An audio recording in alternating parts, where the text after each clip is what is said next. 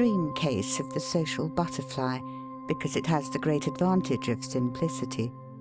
This favourite variety of the lepidopteral insects is always spoken of as female, but as the variety persists from generation to generation, obviously it cannot be of one sex only. And as a fact, there are indubitably male social butterflies, though the differences between the male and the female may be slight.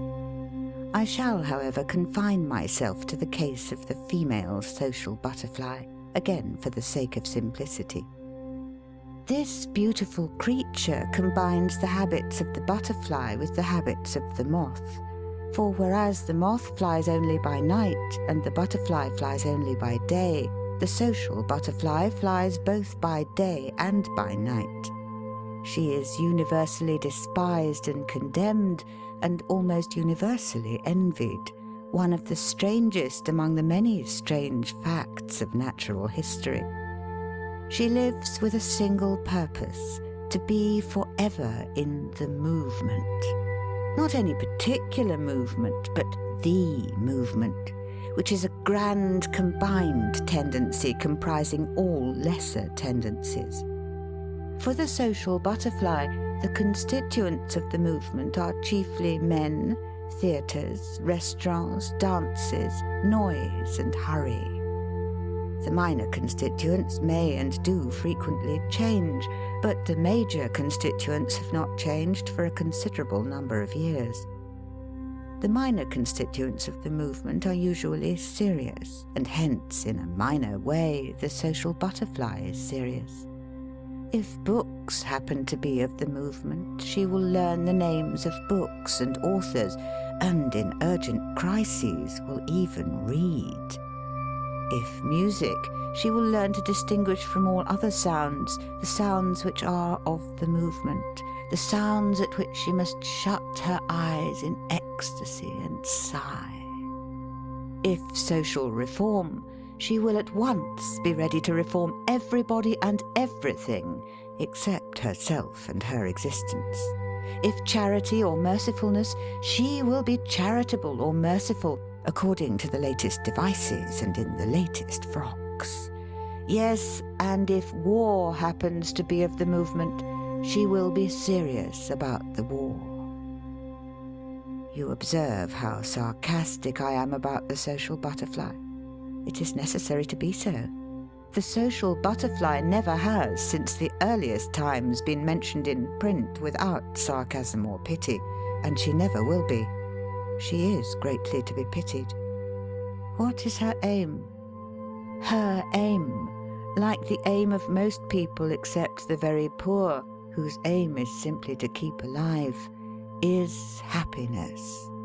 But the unfortunate creature, as you and I can so clearly see, has confused happiness with pleasure. She runs day and night after pleasure, that is to say, after distraction, eating, drinking, posing, seeing, being seen, laughing, jostling, and the singular delight of continual imitation. She is only alive in public, and the whole of her days and nights are spent in being in public, or in preparing to be in public, or in recovering from the effects of being in public. Habit drives her on from one excitement to another. She flies eternally from something mysterious and sinister which is eternally overtaking her. You and I know that she is never happy.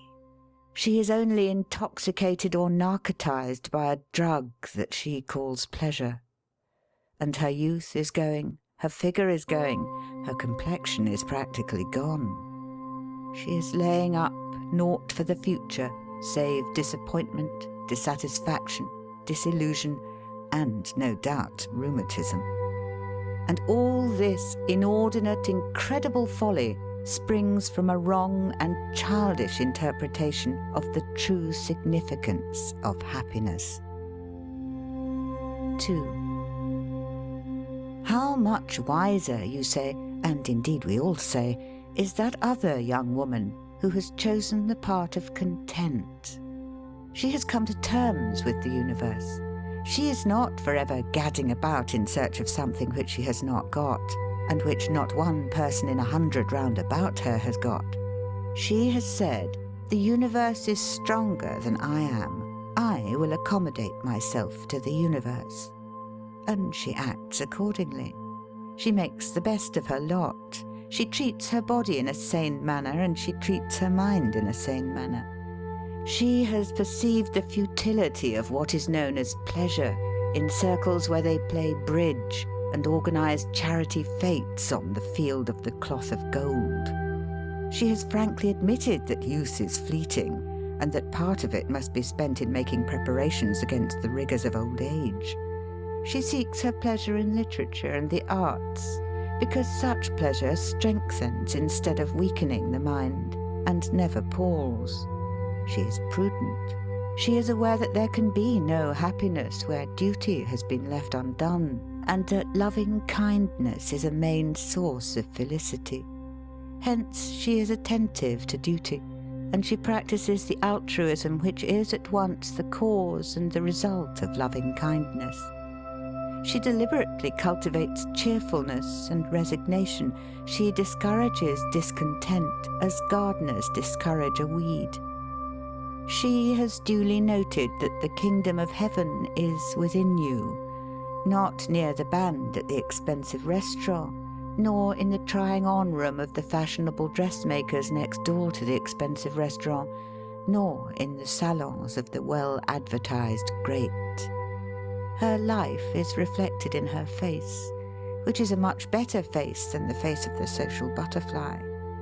Whatever may occur within reason, she is armed against destiny, married or single. 3. What can there be in common between these two types? Well, the point I'm coming to is that they may have one tragic similarity which vitiates their lives equally or almost equally. One may be vastly more admirable than the other, and in many matters vastly more sensible, and yet they may both have made the same stupendous mistake: the misinterpretation of the significance of the word happiness. Towards the close of existence, and even throughout existence, the second, in spite of all her precautions, may suffer the secret and hidden pangs of unhappiness just as acutely as the first, and her career may in the end present itself to her as just as much a sham.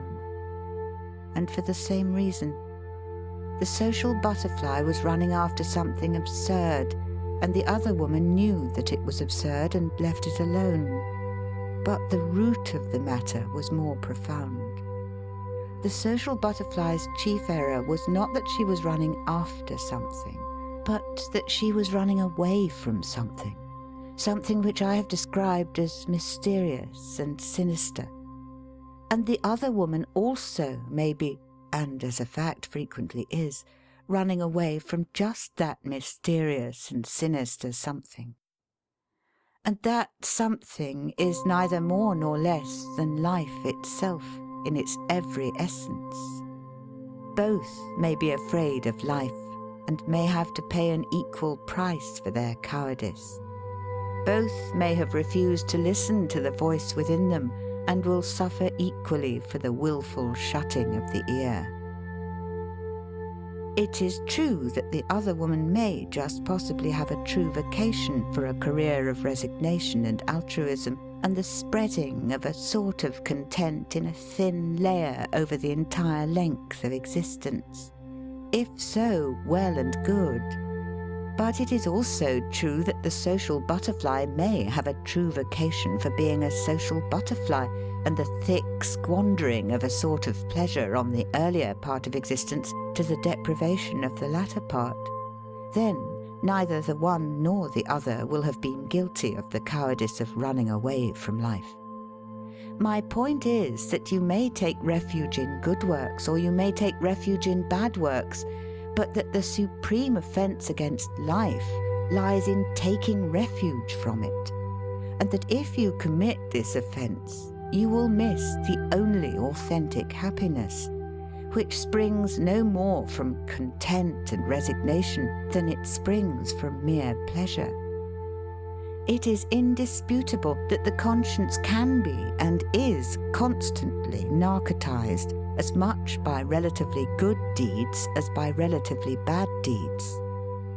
Nevertheless, to dope the conscience is always a crime, and is always punished by the ultimate waking up of the conscience.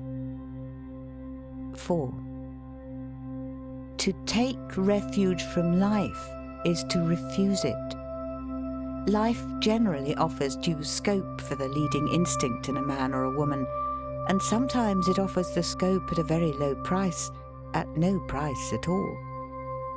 For example, a young man may have a very marked instinct for engineering, and his father may be a celebrated and wealthy engineer who is only too anxious that the son should follow the same profession. Life has offered the scope and charged nothing for it. But on the other hand, a man may have a very marked instinct for authorship, and his father may be a celebrated and wealthy engineer who, being convinced that literature is an absurd and despicable profession, has determined that his son shall not be an author but an engineer. "Become an engineer," says the father, "and I will give you unique help, and you are a made man. Become an author, and you get nothing whatever from me except opposition."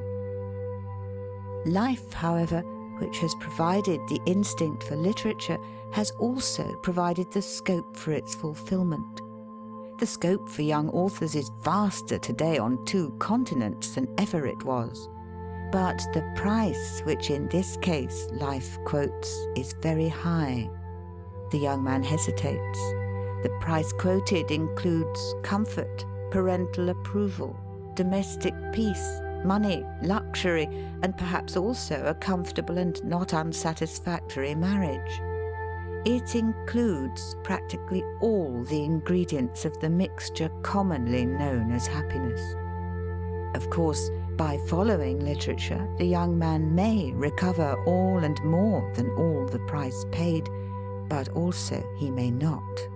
The chances are about 100 to 1 that he will not. He is risking nearly everything in order to buy a ticket in a lottery. Let us say that, being a prudent and obedient young fellow, he declines to beggar himself for a ticket in a lottery. His instinct towards literature has not developed very far. He sacrifices it and becomes the engineer. By industry and goodwill and native brains, he becomes a very fair engineer, the prop of the firm, the aid, and in due course the successor of his father. He treats his workpeople well, he marries a delightful girl, and he even treats her well. He has delightful children, he is a terrific worldly success and a model to his fellow creatures. That man's attention to duty, his altruism, his real kindness, are the theme of conversation among all his friends. He treats his conscience with the most extraordinary respect.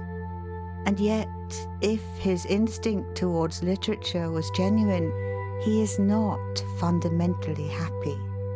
And when he chances to meet an author, or to read about authors, even about their suicides of despair, or to be deeply impressed by a book, he is acutely aware that he has committed the sin of taking refuge from life. He knows that the extraordinary respect which he pays to his conscience is at bottom a doping of that organ. He perceives that the smooth path is in fact the rough path, and that the rough path which he dared not face might have been, with all its asperities, the smooth one. His existence is a vast secret and poisonous regret, and there is nothing whatever to be done. There is no antidote for the poison. The dope is a drug, and insufficient at that. 5. Women, even in these latter days when reason is supposed to have got human nature by the neck, have far greater opportunities and temptations than men to run away from life. Indeed, many of them are taught and encouraged to do so. The practice of the 3 ancient cardinal female virtues, shutting your eyes, stopping your ears, and burying your head in the sand, is very carefully inculcated. And then, of course, people turn round on young women and upbraid them because they are afraid of existence. And though things are changing, they have not yet definitely changed. I would not blame a whole sex, no matter which, for anything whatever. But to state a fact is not to blame. The fact is that women, when they get a chance, do show a tendency to shirk life. Large numbers of them come to grips with life simply because they are compelled to do so.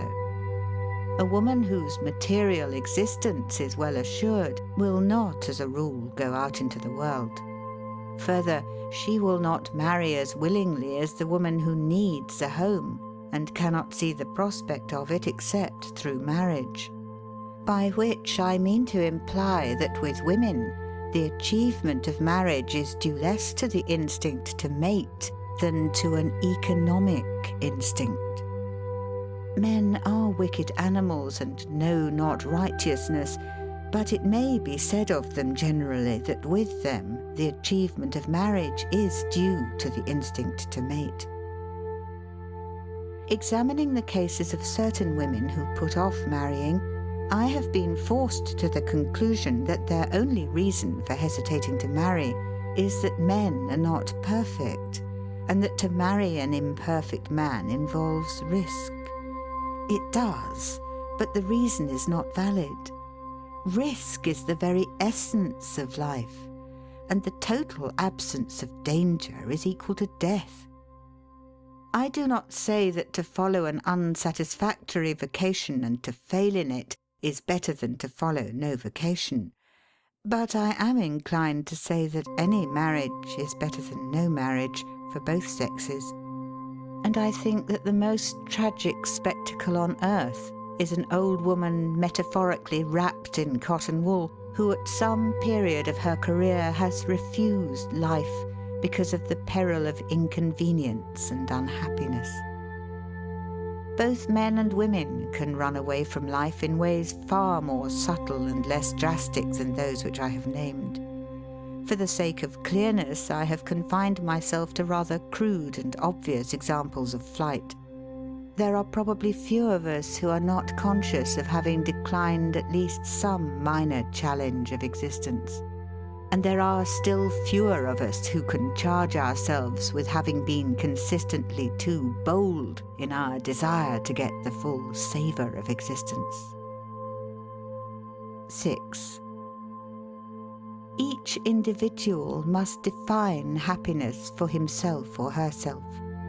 For my part, I rule out practically all the dictionary definitions.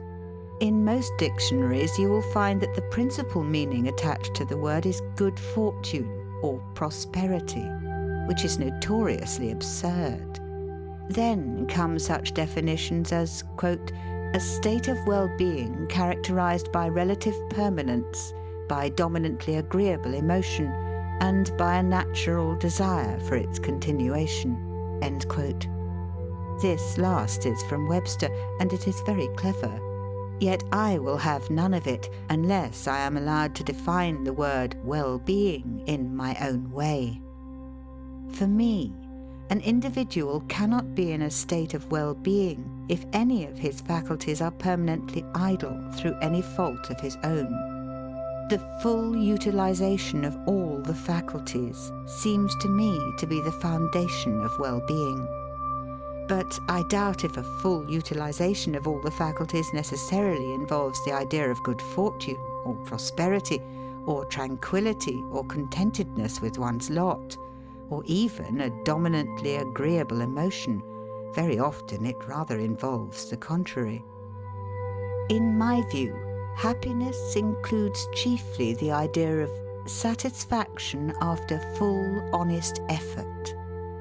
Everybody is guilty of mistakes, and of serious mistakes, and the contemplation of these mistakes must darken, be it ever so little, the last years of existence. But it need not be fatal to a general satisfaction.